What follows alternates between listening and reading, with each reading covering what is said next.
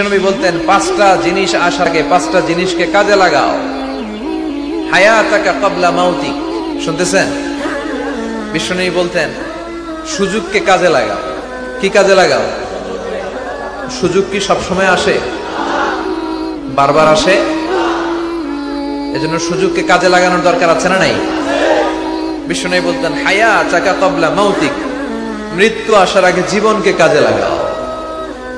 এই জীবন আল্লাহর দেয়া সবচেয়ে দামি উপহার আমাদের জন্য, এটাকে যেন আমরা কাজে লাগাই। এরপরে বিশ্বনবী বলতেন শাবাবাকা ক্বাবলা হারামিক, বার্ধক্য আসার আগে তোমার যৌবনকে কাজে লাগাও।